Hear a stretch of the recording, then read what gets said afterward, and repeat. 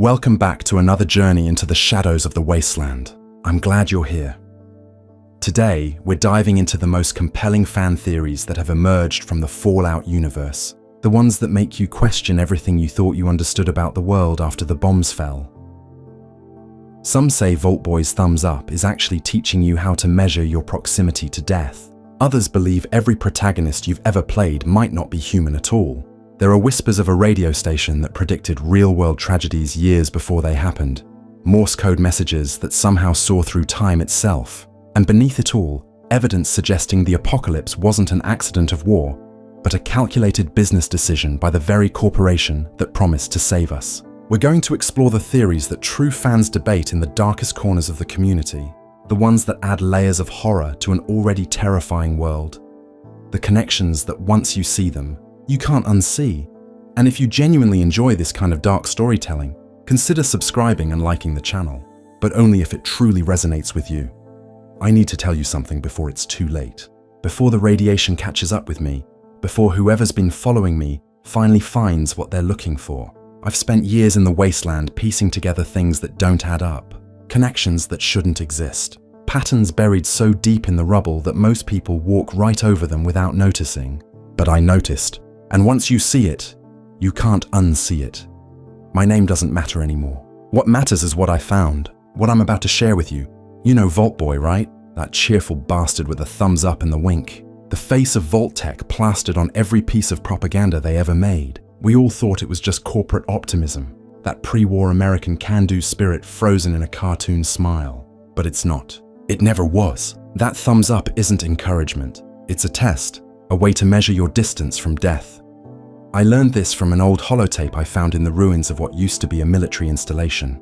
The voice was barely audible through the static, but the words were clear enough.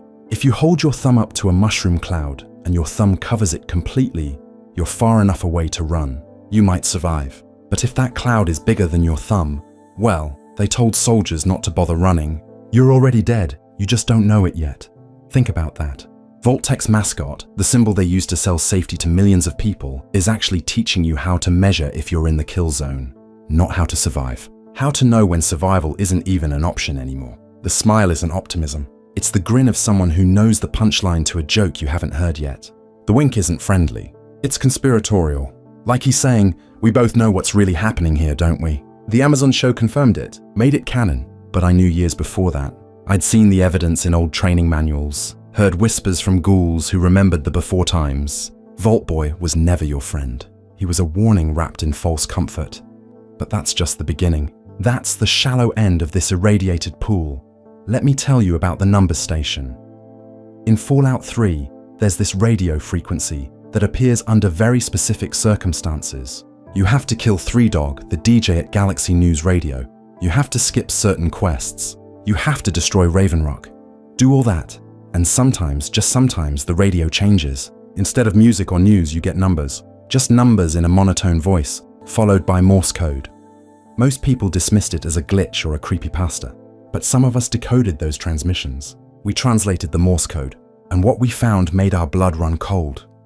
The numbers were dates and times. The Morse code described events, real-world events, events that happened after the game was released. One message gave the exact date and time Gary Coleman died, down to the minute. The message said, "What are you talking about? You'll be missed." That's a reference to his most famous line from Different Strokes. The game came out in 2008. Gary Coleman died in 2010, 2 years after the game shipped. Another message predicted the Deepwater Horizon explosion in the Gulf of Mexico. 9:45, April 20th, 2010. Accident in the Gulf, several dead, oil spill apparently averted.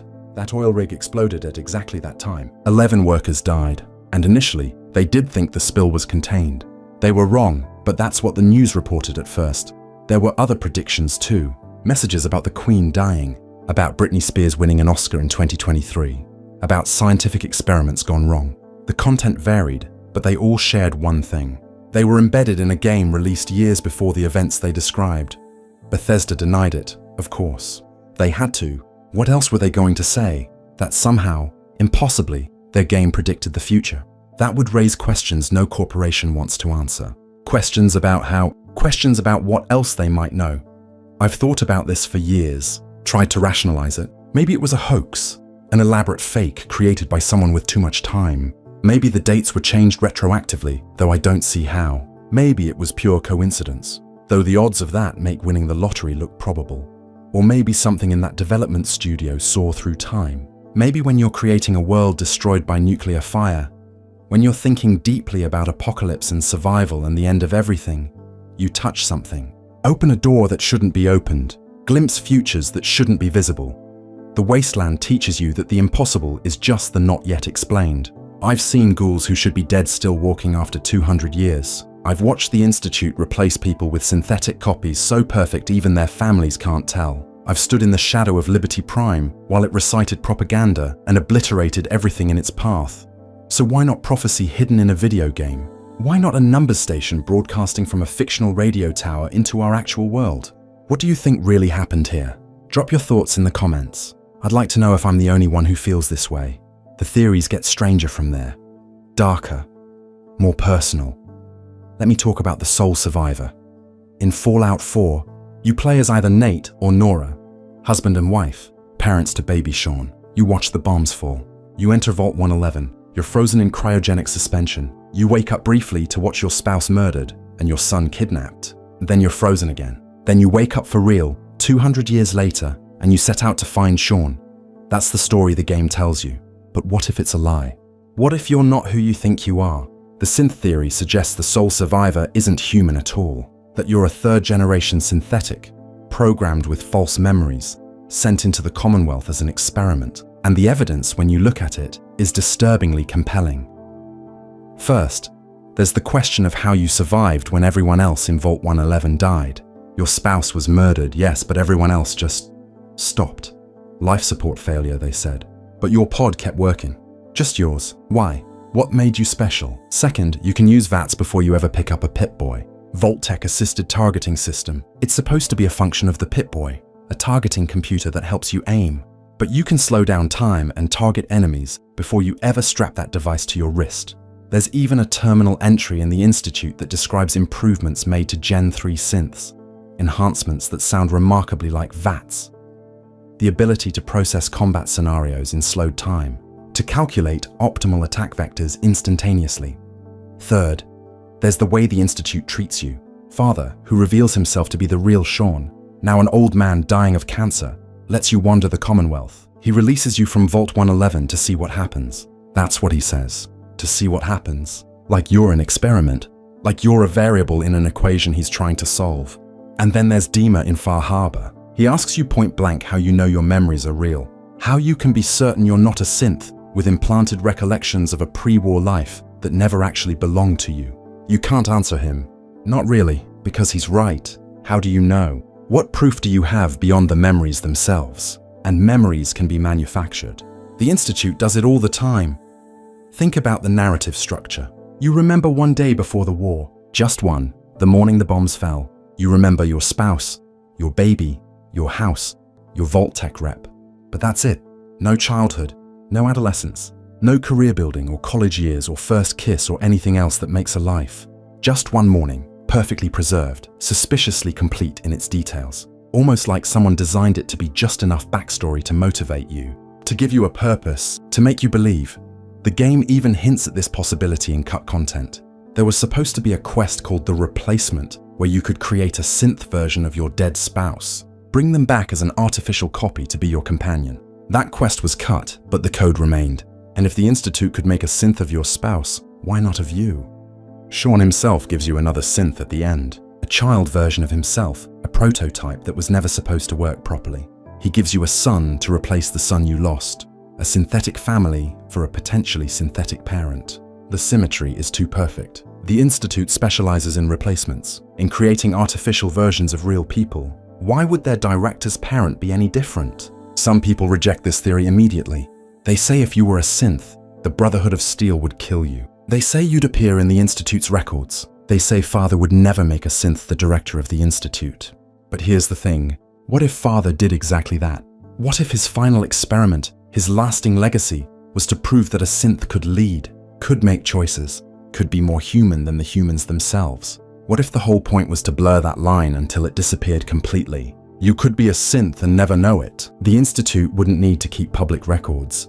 The Brotherhood might never scan you. And Father, dying, wanting to leave something meaningful behind, might absolutely create a synthetic version of the parent he never really knew. A parent who could continue his work, who could make the Institute what he always wanted it to be. I can't prove you're a synth. I can't prove you're not. That's the genius of it. The uncertainty, the question that can never be fully answered. Whether you're human or not, you still have to live with the choices you make. You still have to survive the wasteland. You still feel pain and fear and loss. But late at night, when the radstorms roll through and the rain hammers on whatever shelter you've found, don't you wonder, don't you question those perfectly preserved memories? Don't you think about how convenient it all is? How perfectly you fit into Father's plan? I do. I think about it constantly. And once you start questioning one thing, everything else starts to unravel. Every certainty becomes suspect. Every ally becomes a potential threat. Take dog meat, for instance. Everyone loves dog meat. Loyal companion, best friend in the wasteland, German shepherd who shows up at Red Rocket truck stop, friendly and ready to help, right after you escape Vault 111. He's too good to be true. Maybe because he is. The Institute creates animal synths. We know this. You can see synthetic gorillas in their facility. They have the technology. They have the capability. And Father admits he let you out of Vault 111 to see what would happen, to watch how you'd navigate the Commonwealth. What better way to watch than to send a synthetic dog to accompany you? A loyal companion who's actually a surveillance device. A friend who reports everything back to the Institute. Think about dog meat's intelligence. No one trained him, but he understands complex commands perfectly. He can track specific scents based on nothing but a used cigar. He never questions you, never leaves, never does anything but help. He's suspiciously perfect. And in the wasteland, perfect things don't exist unless someone made them that way. There are no other German shepherds in the Commonwealth. None that we've seen. Dog meat is unique. Unusually clean for a stray. Unusually healthy. Unusually capable. Almost like he was manufactured recently. Like he's a prototype animal synth sent to guide you where Father wants you to go. Mama Murphy recognizes dog meat, says he's helped people before. Says he's some kind of legend in the wasteland. But what if those stories are planted memories? What if the Institute has been using dog meat or dogs like him for years, testing their effectiveness, refining their programming, until they got it just right for you? You might say that's paranoid, that not everything is a conspiracy. But in a world where the Institute replaces people with synthetic duplicates, where an entire organization exists just to help synths escape, where you can never be completely certain who's human and who's not, paranoia isn't a disorder. It's survival. If you've ever wondered what choice you would make in a situation like this, tell me in the comments. I'll be reading them. The mysterious stranger is another piece of this puzzle. He appears in every Fallout game, shows up during combat in VATS, kills an enemy, then vanishes before you can get a good look at him. Same hat, same coat, same 40 Magnum. Game after game, decade after decade, he's there. Who is he? How does he appear and disappear? How is he in multiple locations across multiple timelines? Some say he's a synth, an early prototype that somehow transcends individual games. Others say he's not a single person but a title, a role passed down through secret means, a brotherhood of mysterious strangers who take a vow to help wastelanders in need. Still others think he's something else entirely, a ghost, a temporal anomaly, a glitch in reality itself made manifest. Nick Valentine has been tracking the mysterious stranger for decades. It's his obsession. He has notes, evidence, sightings documented across the Commonwealth. But he never gets close, never finds real answers, just more questions, more sightings, more impossible appearances and disappearances. It's like tracking smoke, like chasing shadows that don't actually exist. Maybe that's the point. Maybe the mysterious stranger represents something deeper, the uncertainty of the wasteland given form, the unknowable made visible just long enough to save your life before vanishing again. A reminder that even when you think you understand the rules, something can step in and change them. Or maybe he's exactly what the synth theory suggests. An experiment that went so well they kept repeating it. A design so effective they've been using variations of it for 200 years. Maybe he's a synth who doesn't even know he's a synth, programmed to appear when needed, to help and then forget, over and over, endlessly, never aging, never questioning, just existing in those brief moments of violence before returning to whatever darkness holds him between encounters. I've seen him 3 times myself. Each time I tried to talk to him, Tried to figure out who or what he is, but he's gone before I can form the words. Just a gunshot, a body hitting the ground, and empty space where he stood a second ago. The wasteland is full of impossible things. After a while, you stop trying to categorize them. You just accept, adapt, survive. But deep down, you still wonder. You still want answers. I'm going to tell you about something that still makes my hands shake when I think about it too long. The thing about living in the wasteland is you learn to accept certain impossibilities as just part of the landscape. Ghouls who've been alive since before the bombs, super mutants that used to be human, towns built inside the hulls of bombed-out aircraft carriers. You see enough, and your definition of normal gets real flexible, real fast. But some things still dig under your skin and stay there.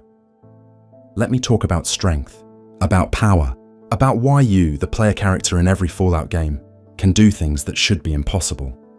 There's a theory that the reason you're so much stronger than everyone else, the reason you can take on entire raider gangs solo, survive radiation that would kill normal people in minutes, carry enough weapons to stock an armory while still sprinting across the wasteland, is because you had protection from the worst of the radiation. You came from a vault or were frozen in time or somehow shielded from the constant background. Radiation that's been saturating the surface for 2 centuries. Everyone topside has been soaking in low-level radiation their entire lives. Their parents did. Their grandparents did. Generation after generation of accumulated cellular damage. It weakens them, makes them sicker, shorter lifespans, reduced physical capability. The wasteland has been slowly poisoning them since birth, but you're different. You're what a human is supposed to be. What humans were before the Great War turned the world into a graveyard. That's why you're special. Not because you're enhanced, because you're normal. Real normal. Pre-war normal. And in a world of the weakened and the mutated and the slowly dying, normal looks like superhuman. Think about it. In Fallout 4, you're frozen for 200 years, preserved perfectly. No radiation damage, no accumulated mutations. You wake up exactly as healthy as the day you went in. Meanwhile, everyone else has been marinating in radioactive rain and contaminated food and irradiated water for generations. Their bodies are degraded at a fundamental level. They don't even know how weak they've become because they have nothing to compare themselves to. You're not a hero. You're a control group, a baseline, a reminder of what humanity used to be before it poisoned itself. The same logic applies to other protagonists. The lone wanderer from Fallout 3 grew up in a vault, shielded, protected. The courier from New Vegas is a different case, but there's evidence suggesting something else is happening there, something involving the think tank and old world blues, and modifications that go deeper than most people realize. Actually, let's talk about the courier for a minute, because that's where things get really strange. In the Fallout New Vegas DLC Old World Blues, you're captured by pre-war scientists who've turned themselves into brains in jars. They remove your brain, your heart, your spine, and replace them with advanced technology. And here's the thing that should be impossible. You keep functioning. You can still think, feel, make decisions, all without the brain that supposedly does all that. Some fans theorize the courier might actually be a synth for this reason. How else do you explain consciousness without a brain? But synths are an East Coast thing. The Institute, the Commonwealth, they don't exist in the Mojave in any form that makes sense for the timeline, unless the technology is older than we think, unless the science that created synths existed before the war, scattered across different facilities, developed independently by different groups. The think tank had the tech to remove and replace human organs with mechanical substitutes. They had personality reconstruction, memory manipulation, all the building blocks of synthetic humanity. What if the Institute didn't invent synths? What if they just rediscovered something that already existed? That's the problem with the wasteland. Every answer creates 3 new questions. Every discovery suggests there's more buried under the rubble, more experiments, more facilities, more evidence that the old world was so much stranger and more terrible than anyone remembers. The pre-war government was running hundreds of secret projects. Vault-Tec's experiments were just one thread in a massive web of unethical research. The FEV program that created supermutants, the development of power armor, the creation of death claws as biological weapons, Liberty Prime, the Enclave's genetic purity protocols, Raven Rock, the Poseidon energy platforms, Big MT, and those are just the ones we know about. How many more are out there? How many sealed facilities are still running automated experiments with no one left alive to witness the results? How many AI systems are still carrying out directives given by people who died 2 centuries ago? I found a bunker once, way out in the wastes where no one goes anymore. The door was still sealed. The power was still on, drawing from some fusion reactor buried deep underground that might run for another 1,000 years. I couldn't get inside. The security was too good, but through a cracked window I saw movement. Shapes that might have been human once, or might never have been human at all. I left that place and never went back. Some doors are sealed for good reasons, but it makes you wonder, if that place is still running, still doing whatever it was designed to do, how many others are? How much of the Wasteland's strangeness isn't natural mutation from radiation, but the result of experiments still ongoing? Still changing things in ways we can't predict or control? The mannequins are a good example of this kind of ambient wrongness. All across the Commonwealth in Fallout 4, you find mannequins arranged in bizarre positions, sitting at dinner tables, standing in groups like they're having conversations, positioned in ways that are unsettling, deliberate, wrong. Bethesda confirmed there's no in-universe explanation. It's just the developers trying to creep players out. But what if that's misdirection? What if there is an explanation, but acknowledging it would reveal something they don't want to talk about? Some fans theorize someone is moving these mannequins, arranging them, creating these scenes, a lone madman wandering the wasteland with nothing better to do than pose plastic figures in abandoned buildings. But that doesn't track. The Commonwealth is dangerous. Moving mannequins around takes time, leaves you exposed. Why would anyone risk death to create creepy displays no one will see? Unless they're not displays, unless they're markers or warnings, or some kind of communication system we don't understand. Unless the mannequins are telling a story in a language we can't read. Or maybe they move themselves. Maybe something in the plastic reacted with radiation in ways we don't understand. Maybe they're not mannequins at all anymore, but something new, something aware, something watching through painted eyes as you walk past. I know how that sounds, but I've been in those places. I've felt the weight of those stares. And more than once, I could swear a mannequin was in a different position when I left than when I entered. Just slightly, just enough to notice if you were paying attention. The Wasteland doesn't work by the old rules. Physics gets flexible when you've detonated enough atomic weapons to reshape reality. Maybe consciousness can exist in unexpected vessels. Maybe awareness seeps into things that were never meant to be aware. Maybe the radiation doesn't just mutate flesh. Maybe it mutates possibility itself. That's what I think about late at night when I'm on watch and the darkness is too complete and the silence is too heavy. I think about all the things out there that shouldn't exist but do. All the rules that got broken and never got fixed. All the impossibilities that became mundane. Let's talk about cats, because even small mysteries tell you something about the big picture. In the first 2 Fallout games, there are no cats. Not alive anyway. Terminal entries explain that after the bombs fell, people were so desperate for food they ate their pets. Dogs survived because they're larger, harder to catch, more useful for protection. But cats, small and solitary, became meat. The species went functionally extinct on the west coast. Except in Fallout 4, set on the east coast, cats are around. Not many, but some. They survive somehow. Maybe vault populations. Maybe isolated colonies that humans never found. The logistics don't quite work, but the Wasteland doesn't care about logistics. What's interesting is what this tells us about information propagation. For years, fans believed cats were extinct in the Fallout universe. The evidence said so.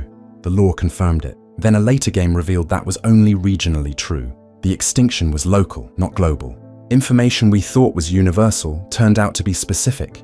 How much else are we wrong about? How many other facts about the Wasteland are actually just localized conditions that got mistaken for universal truths? How much of what we think we know is just incomplete information, filling in gaps with assumptions? The Fallout Bible, written by Chris Avellone, who worked on the original games, was considered canonical for years. It had detailed information about supermutant reproduction, about the timeline of events, about the nature of various factions and technologies. Then Bethesda took over the franchise and declared the Bible non-canon.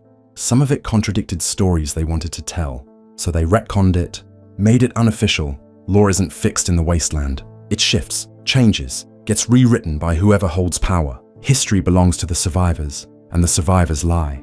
They misremember. They reshape events to fit narratives they find more comfortable or useful. Truth becomes flexible. That's why I trust physical evidence more than stories. Stories change depending on who tells them, but a bunker full of corpses tells one truth. A terminal entry written 200 years ago tells another. The bones don't lie. The data doesn't have an agenda. except when it does, except when the data was falsified from the start, except when the corpses were staged, except when the terminal entries were planted to mislead anyone who found them. Vault-Tec did this constantly. False documentation, fabricated records. The Vault dwellers thought they were in survival shelters, but they were really in laboratories. The experiments were the point. The survival was incidental. And the records reflected whatever narrative Vault-Tec wanted to maintain. Vault 111 was supposed to test long-term cryogenic suspension. Vault 81 tested disease distribution. Vault 95 studied addiction relapse. Vault 112 trapped people in a simulation controlled by a sadist. Every vault had its secret purpose, its true function hidden beneath layers of lies and official documentation. The vaults that actually worked as advertised, the control vaults, were rare. Most were torture chambers disguised as sanctuaries. Most killed their inhabitants in elaborate, documented ways. Most existed solely to gather data on human suffering. And somewhere, maybe, that data still exists. Some server farm buried under rubble, still cataloging centuries of screams. Some AI still analyzing the results, running simulations, planning the next phase of experiments it will never get to conduct because everyone who cared about its mission is long dead. The pre-war world ended, but its systems didn't. They're still running, still executing protocols, still trying to complete objectives in a world that no longer cares. That's what I think the Wasteland really is. Not a post-apocalyptic survival scenario, not a clean slate where humanity gets to start over. It's a graveyard with the lights still on.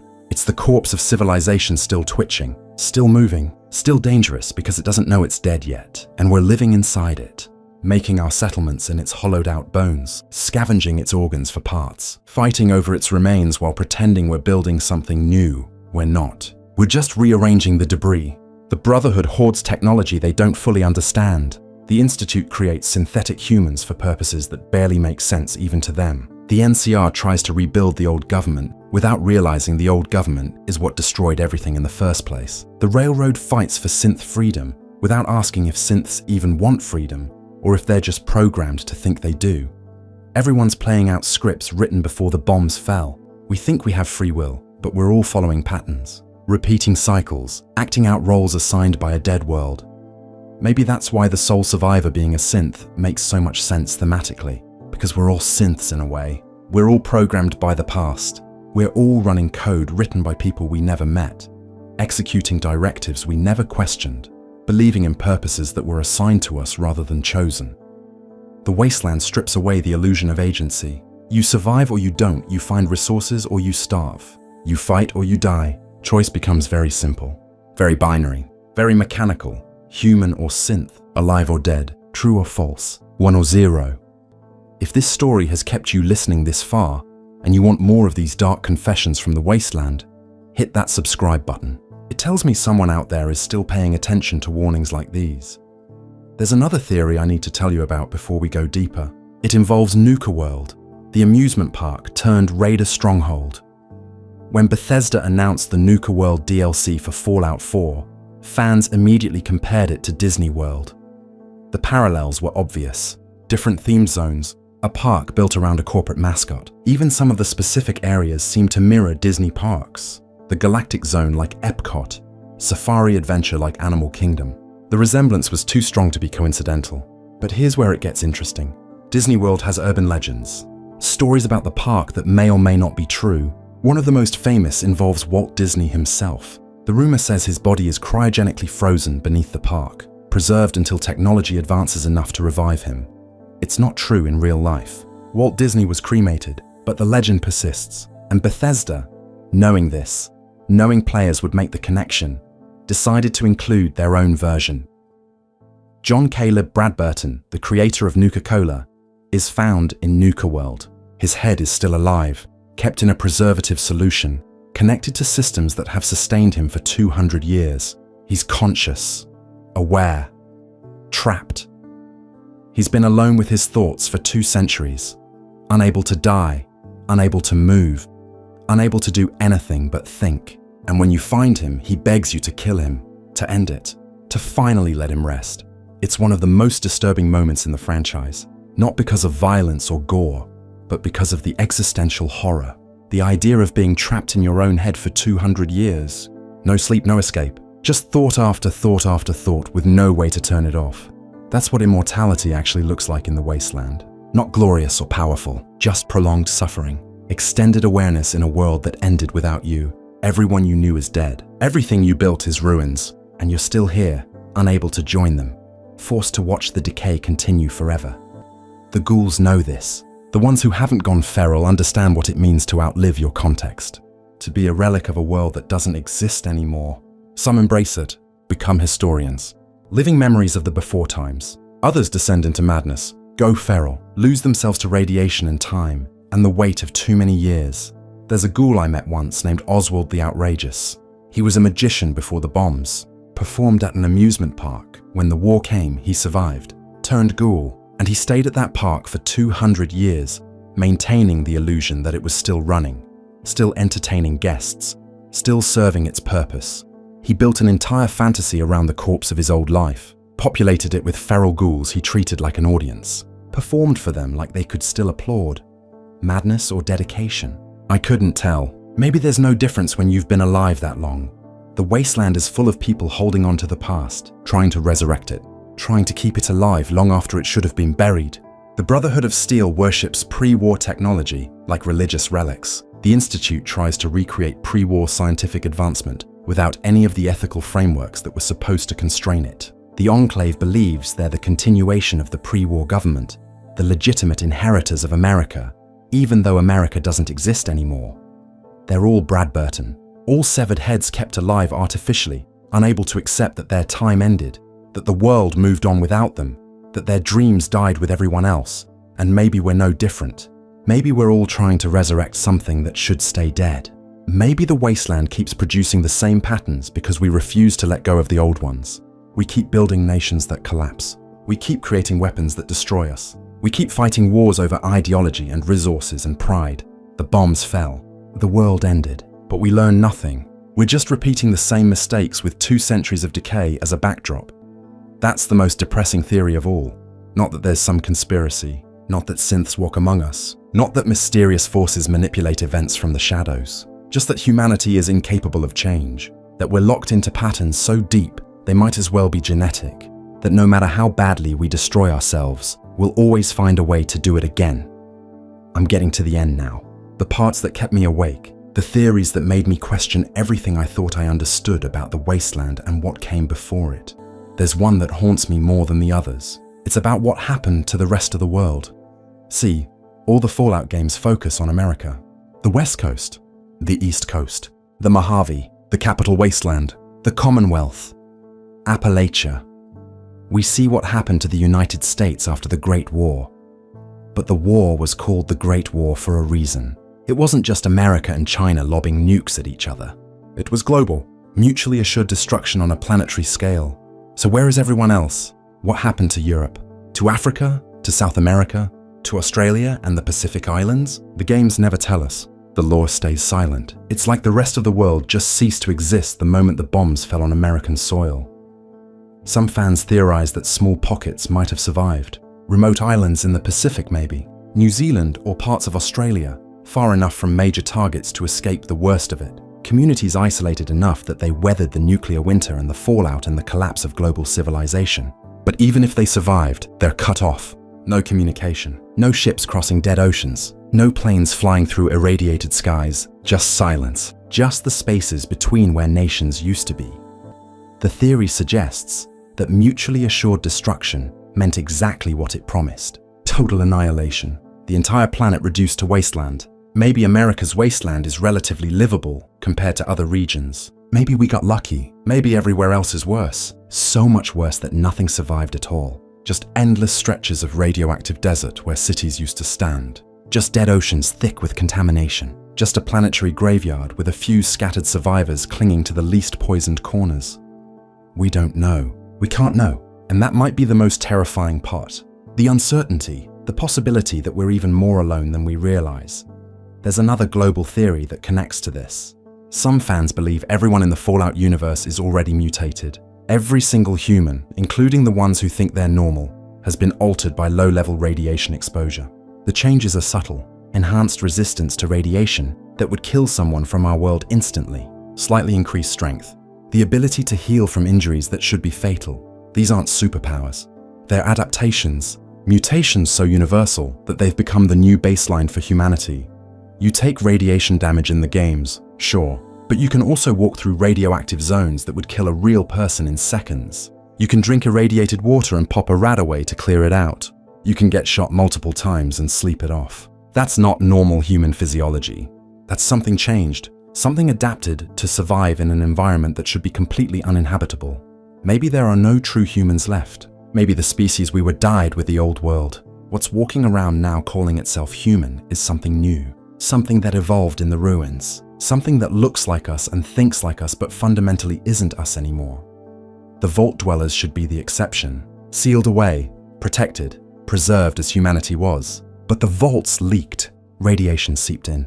Not enough to kill, but enough to change. Enough to mutate. Even the most secure vault couldn't keep out 200 years of accumulated exposure completely. So even they changed. Slowly, gradually, generation by generation, until the people emerging into the Wasteland weren't quite the same species that went in. If that's true, then the Wasteland isn't post-human. It's transhuman. It's humanity in transition, caught between what we were and what we're becoming, unable to go back, but not yet fully arrived at whatever we're turning into. The ghouls are just further along the path. The super mutants took a different route entirely. The synths are a deliberate attempt to recreate what was lost. But they're building from a template that doesn't exist anymore. They're making synthetic humans based on mutated humans, so they're not really recreating the original at all. They're just making copies of copies, each generation drifting further from the source material. There's no going back. The pre-war world isn't coming back. Pre-war humanity isn't coming back. We can pretend. We can play dress up in the ruins and tell ourselves we're rebuilding civilization, but we're not. We're building something new on old bones, something that resembles what came before but isn't actually the same at all. Let me tell you about one more theory. The darkest one, the one I wish I could dismiss but can't. It's about Vault-Tec and the Great War itself, about who really pushed the button first. The official story is that China launched first. The Sino-American War reached a breaking point and China made the first strike. America retaliated. The world burned. Standard nuclear apocalypse narrative. But there's evidence that suggests something different, something worse. Vault-Tec knew the bombs were coming. They had to. You can't build that many vaults, set up that many experiments, coordinate that much infrastructure without knowing when you'll need it. The vaults weren't just prepared for nuclear war. They were ready, populated, sealed and functional right when the missiles launched. The timing was too perfect. The Amazon show confirmed something fans suspected for years. Vault-Tec didn't just prepare for the apocalypse. They wanted it. They had a financial interest in nuclear war happening. Their entire business model depended on civilization ending. They needed the apocalypse to justify the vaults, to make their product necessary. Without the war, they were just a construction company that built very expensive holes in the ground. So what if they made it happen? What if Vault-Tec orchestrated the Great War? Not directly maybe, but through manipulation, through pressure on political leaders, through calculated escalation of tensions, through whatever means necessary to ensure that someone, somewhere, would finally launch the missiles that would end the world and validate their business plan, or worse. What if Vault-Tec launched the first strike themselves? What if they had access to nuclear weapons and used them, framing China for the attack, knowing America would retaliate, knowing that retaliation would trigger the mutually assured destruction they needed? What if the entire apocalypse was manufactured by a corporation trying to justify its quarterly earnings? It sounds too evil to be true, but this is Vault-Tec we're talking about. The company that sealed people in vaults to test how long until they turned cannibal, that exposed children to high radiation to study mutation, that locked families in virtual reality torture simulations, that conducted experiment after experiment designed purely to document human suffering in elaborate detail. Would that company hesitate to end the world if it was profitable? Would they have any moral restraint at all? I don't think they would. I think Vault-Tec was capable of anything. And I think the evidence, when you look at it closely, suggests they did exactly what the theory proposes. They ended civilization. They killed billions. They reduced the planet to radioactive ash, all to sell shelter space and conduct their experiments without oversight or consequence. That's the real horror of the Fallout universe. Not the radiation or the monsters or the desperate struggle to survive. It's that the apocalypse wasn't inevitable. It wasn't the natural consequence of human aggression. or political tension, or resource scarcity. It was a business decision. It was capitalism taken to its logical extreme. It was profit motive weaponized and pointed at the entire human species. We didn't destroy ourselves through war. We were destroyed by a corporation's quarterly projections. We ended not with ideology or hatred, but with market forces and shareholder value. The mushroom clouds weren't acts of war. They were advertising. The fallout wasn't collateral damage. It was the desired outcome. Every survivor in the Wasteland, every struggle to find clean water or avoid raiders or build something resembling a community, all of it exists because some executives in suits decided it would increase their stock price. Every ghoul shambling through the ruins, every super mutant created by FEV, every vault dweller emerging into a dead world, they're all victims of corporate planning, products of a business model that required planetary death to function, and the experiments continue. The data collection continues. The vaults are still running their protocols 200 years later because the corporation built them to be self-sustaining. The overseers are dead, but the experiments go on. The scientists are gone, but their automated systems still catalog results. Vault-Tec won. They got exactly what they wanted. An entire world turned into their laboratory. Millions of test subjects with nowhere to run and no way to opt out. That's what we're living in. That's what the Wasteland really is. The greatest experiment ever conducted. The most comprehensive study of human behavior under extreme stress ever undertaken. And we're all participants whether we want to be or not.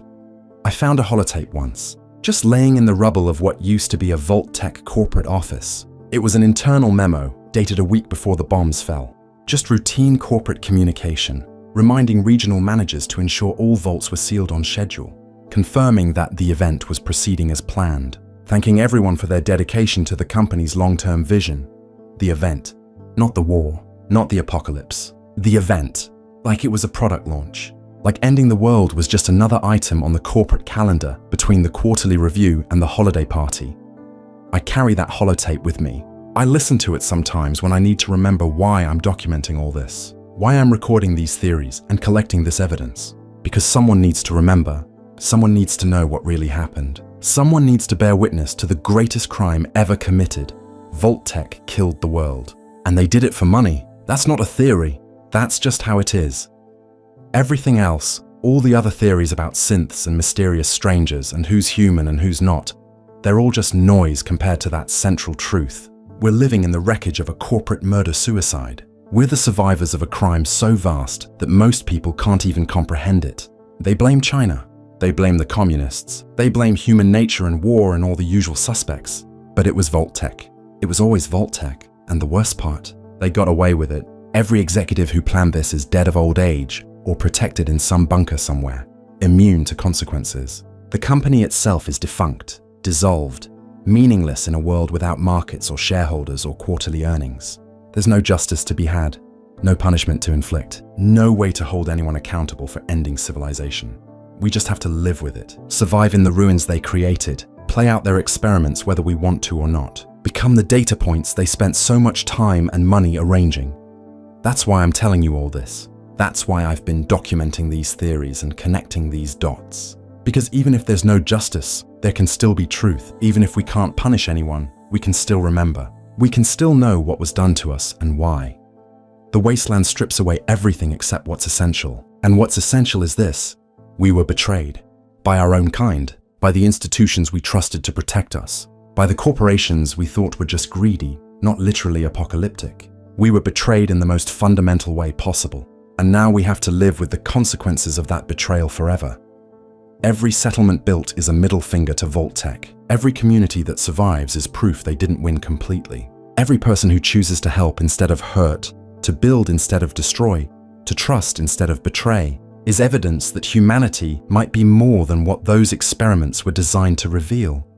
Maybe we're all synths in the sense that we're all manufactured by forces beyond our control. Maybe our choices are more limited than we'd like to believe. Maybe the Wasteland is a cage we can't escape, but within those constraints, we still choose. We still decide who we want to be. We still determine what meaning we make from the ruins. That's what the theories teach us, ultimately. Not that there's some grand conspiracy controlling everything, but that even in a world designed as a laboratory, even as unwilling subjects in someone else's experiment, we still have agency. Limited, constrained, hemmed in on all sides, but real. We can still choose to see each other as human, even if we're not sure what human means anymore.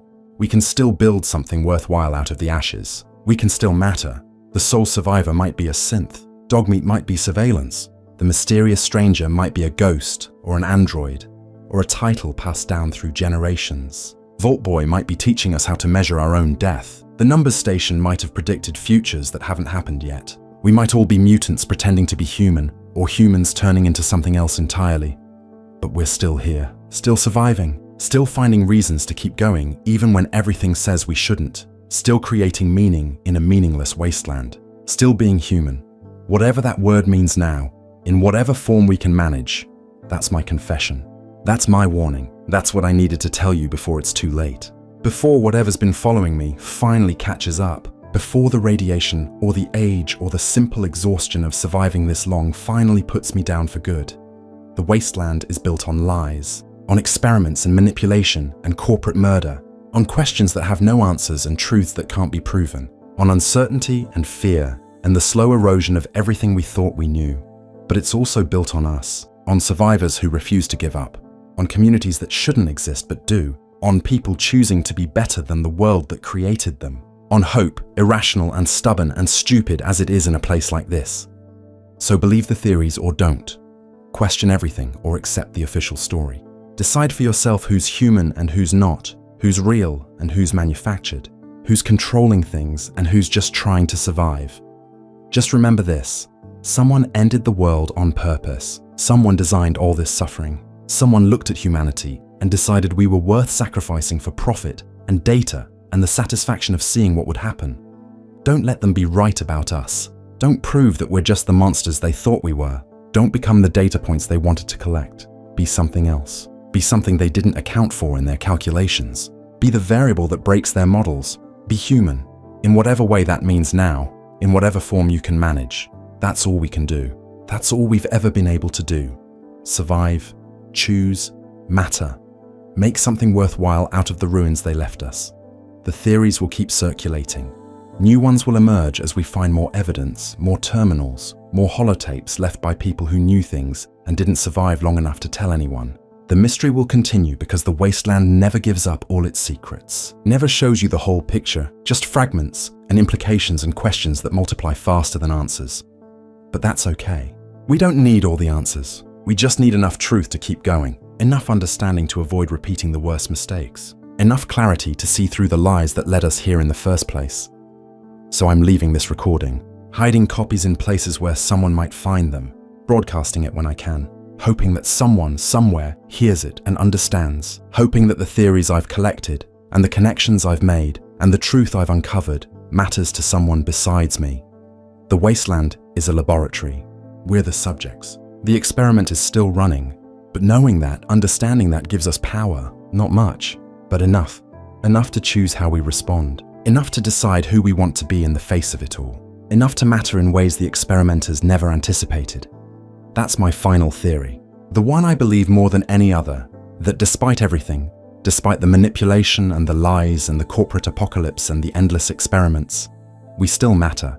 Our choices still count. Our humanity, whatever strange mutated form it takes now, still means something. Prove me right. Prove that we're more than data, more than subjects, more than the ruins of what we used to be. Survive. But do it on your own terms. Question everything. Trust carefully. Build something worth keeping. Be human in the fullest sense you can manage. That's the real resistance. That's how we win. Not by solving all the mysteries or exposing all the conspiracies or figuring out who's a synth and who's not, but by refusing to become what they wanted us to be, by being better than the wasteland that shaped us, by mattering in a world designed to prove we don't. The theories will keep you thinking, but don't let them stop you from living. Don't let the questions paralyze you. Don't let the uncertainty turn you into just another cautionary tale shambling through the ruins. Live deliberately, choose consciously, matter intentionally. That's all anyone can do. That's all that's left to us. And somehow, impossibly, it's enough. This is my testimony, my warning, my confession from the wasteland.